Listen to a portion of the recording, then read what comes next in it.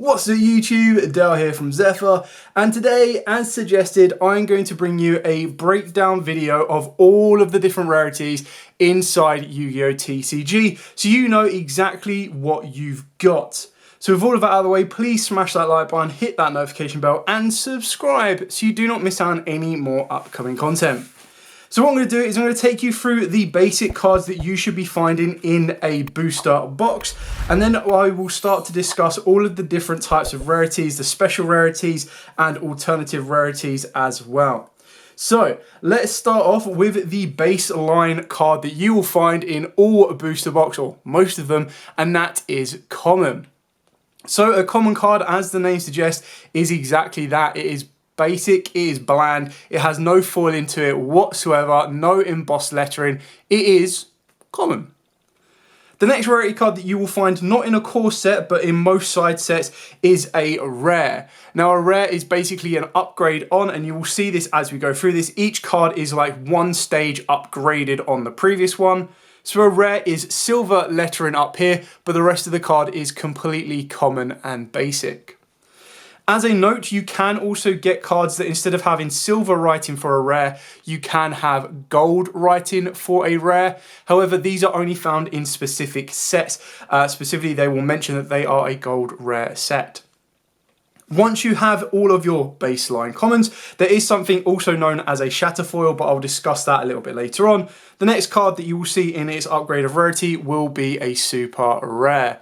So straight away you can see there is foiling on the artwork itself, and in more modernised Yu-Gi-Oh cards you'll also see foiling in the attribute and the levels at the top. So when you compare this to a common, you can see the base difference already. You've got a bit more of a shine on the super rare and none whatsoever on the common. After super rare, the next to come is of course ultra rare. So what is an ultra rare? Well, very simply, ultra rare is exactly what it says on the tin. It is a super rare artwork with gold lettering. So you're combining a super rare with a rare and getting a ultra rare. So you can see here, and then as we zoom in a little bit further, hopefully this will be able to be picked up and focused on. You will see that there is gold lettering embossed at the top, and the artwork itself has a foil shine to it. There are other different colours of embossed lettering on an ultra rare, but again these come in a very specific side set, usually the legendary collections, and as you'll see once the camera focuses up, it is the exact same ultra rare foiling, but with a rare lettered text. You can also get commons like this, but these are quite old. These are from like Duelist Leagues back in the day, so you can get rare cards, so a completely common card with like red lettering. The different colours are, I believe, red, purple, green, and blue that you can find these in. Another different type of ultra rare came in a very specific set called Dueling Saga. Now, this was actually just a different way of printing the foiling for the ultra rare. And as you see, as I move this in the light, it's got these different like printing lines. This was a specific type of rare that only came in that one set. But if you see something like this, it's not fake. It just isn't a, it is more of a specific ultra rare for that one. So after ultra rare, what comes next? Well, that is the most important card of an entire box. Well, a single box that is, and that is of course secret rare. So secret rare, as soon as you'll see the twinkling and the glistening in the light, how different secret rare is. This is the highest baseline rarity you can get in a box. And what I mean by that is these are pretty much guaranteed in every single core booster box. And you should be getting 2 of these a box. You'll see that the artwork is of course extremely shiny, and then the text itself is foil, and you can see that there's a twinkle in the light there. There are other type of secret rares, mainly a prismatic secret rare. These are reserved for megatins so far, and as you can see with the normal secret rare where the lines are going diagonally, the prismatic secret rare, the rarity or the lines go in like box states, and these are basically found in more recent modernized megatins of the year. So, after you have seen your secret rares, what is the next possible card you can get in a main booster box? Well, right now, as we are celebrating the quarter century years of Yu-Gi-Oh, you can get a quarter century secret rare card, which basically is quite like the prismatic secret rare, where you've got the foiling all over or in patchworked, and the foiling is all over the card. What depicts it as a quarter century secret rare is that its text is actually gold, and that is important when we compare it to a Starlight rare after this. Once the camera wants to focus and doesn't get confused by the extra shine. The other noticeable difference as I hit the light perfectly is you'll see that it has this little embossed logo at the bottom that says Yu-Gi-Oh 25th. Why is that important? Well, because prior to getting quarter century rares, which should only last for 2 more core sets, we did used to get Starlight rares. Now these were a lot rarer to find. These were 1 every 2 cases, so 1 every 24 boxes. And as you can see, it is extremely shiny and completely covered. The big difference between this and the quarter century is that the text is actually silver and like a secret rare text rather than gold, and it doesn't have the embossed 25th logo at the bottom, which you'll be able to see on the quarter centuries. This is actually really important because some Starlights were reprinted as quarter century rares, so that is why there will be a massive difference in price value. So if you do have an original Starlight that has also been printed as a quarter century, for example, Divine Arsenal Zeus, make sure you are getting the correct prices for them. So that is it for what you would find in a normal booster box. Now what we're going to talk about is all of the different types of rarities that you can find in either exclusive sets or of course in very important sets as well. I did quickly brush over this as a secret rare as well, is a speed duel secret rare. And how do you identify what a speed duel card is or a speed duel secret rare? Is quite like the 25th logo. It does have, once the light picks it up, an embossed speed duel watermark in the text box at the bottom. There you go, you can see it just there. So that's just a little note as a side one. So outside of your core sets, what other cards and rarities can you find? Well, you'll be able to find something called a Platinum Rare. Now, this was actually only exclusive in 1 box set. It was the Noble Knights of the Round Table, and it only ever had 1 print like this. So do not be surprised. Do not think that these are fake. And if you do find one, they only have 1 particular print, and they're very basically mirrored all around, but have a silver outlining. This is quite like what we used to have as gold rares, being a gold rare card. Again, exactly like the Platinum Rare, fully foil, but this one has gold outlines and boxes. You could also get a gold secret rare, which as you can tell by the name, it is extremely shiny and quite like the Starlight rares has the foil around the border as well. We don't get these anymore. The golds have actually been upgraded. We now have what I believe is called premium golds. And basically it's the whole border is in embossed gold. And then you have these very gold outlines around the monster and the text and everything, the border and everything else as well. So they're only reserved for gold sets. I think the most recent ones we had was like Maximum Gold and El Dorado. So just so you're aware of those.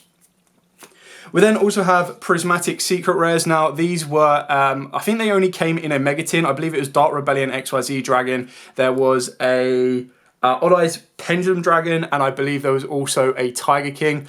But again, quite like the gold secret rare, it's basically the same as that, but silver instead of gold. And these only came as a promo.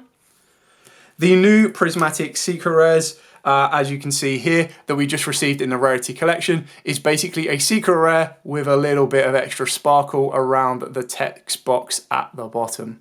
And that's kind of what depicts that. I know these are a little bit harder to see in those particular types of set, but just so you are aware. The other type of rarity we have is Dual Terminal. Now, Dual Terminals are quite easy to depict because they will actually say Dual Terminal down here. It does have a Shatterfoil-esque, and this is what people say by Shatterfoil, is it's like a very thin layer, I'm not too sure exactly what it is, of film that has different like patterns and different logos. You can get these as Shatterfoils. They're basically commons with this type of effect on top. Sometimes they're a little bit different. They're like stars or dots, but just so you can depict what a dual terminal card is, it will say it right there. Why is that important? Well, recently we also got reprints of a dual terminal rarity, which came out in Hidden Arsenal Collection. And as you can see by this one, it is basically an ultra rare card with an extra layer of foiling on top, and it has these sparkling dots, which is what makes it a dual terminal, but it doesn't depict itself as a dual terminal card. Next up, what you can see in the collection set is, of course, collector rares. Now, the collector rares we got in the rarity set were called Prismatic Collectors, and as you can see, it has some form of detailing around the border and then detailing around the card art. What makes it a Prismatic Collector's Rare as opposed to a normal Collector's Rare is when you tweak it, you will see that it has all of these little sparkling dots, and this is what depicts it as a Prismatic Collector's Rare. And the reason that's important is when you compare it to a original collector's rare, you'll see that when you tweak this in the light, it has details in the background and around the border, but it doesn't have those sparkling dots all over the place. So again, original collector rares might be worth a little bit more than the reprints, so you just need to be aware that that is what they are.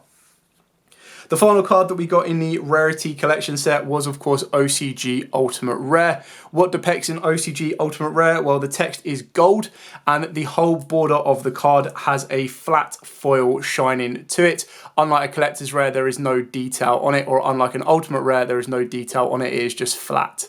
There is detail around the actual coloured of the card itself and the stars and the logo, as well as the artwork itself has a bit of a texture. Why is that important? Well, that is important because we actually have Ultimate Rare cards, which are a lot harder to get hold of. You can only get these at official tournament stores for entering tournament profiles. Not tournament profiles, tournaments at OTS stores. And you get tournament packs. So as you can see, there is detail around the border outside, and then there's detail on the artwork alongside gold lettering. But the border of the card itself is completely flat, apart from the border around the text box. You can see that when this hits the light, there are different details that kind of show up. And this is why Branded Fusion is one of the nicest looking ones, is because when you can tweak it in the light, you see the little spiral in the middle of the art move around, which is really, really nice. And then the final type of card that you can get is, of course, a Ghost Rare. Now, Ghost Rares specifically do come in sets previously called Ghost from the Past, or they used to come in core sets, I believe, like 5 or 6 years ago they stopped happening. These are my personal favourite card, but they're very distinguishable. Obviously, it's just a full, flat, solid, shiny front. But then when you move it in the light, you can see that it has a 3D texture to it and really makes the card kind of come alive. But you're not going to be playing a duel and going, all right, let me get my card in the exact light so I can show off the Ghost Rare. It's just one of the ones that is a nice little bit for collectors to utilise. So that is it for all of the different types of rarities. There are other cards, like I said, that I don't own. So stuff like Hobby Leagues, their cards are a little bit thicker. Their whole board, the whole card is a little bit hatched, and they're not technically legal to be used in some tournaments. But then you also have other cards as well, like the so you've got your Hobby League, you've got your Shatterfoils. I'm going to see if I can find a. I can't remember if I actually play Hobby League in my GOAT deck or not, but I'll have a quick look. Of course, you've got your Speed Duel rarities and everything else along those lines. Then you've got older rarity cards as well, which just have different colouring to it. You've got American print, you've got European prints. All of those have different kind of colouring to them, but they're all the exact same. And when I say different colouring, it's just like a little bit of lighter ink or darker ink or you name it. I don't believe there is a... No, I don't believe there is. Oh, no, there is. Well, it's not an official dual terminal. Let me just try and find and see if there's another one. There it is. That'll do. GOAT decks for the win.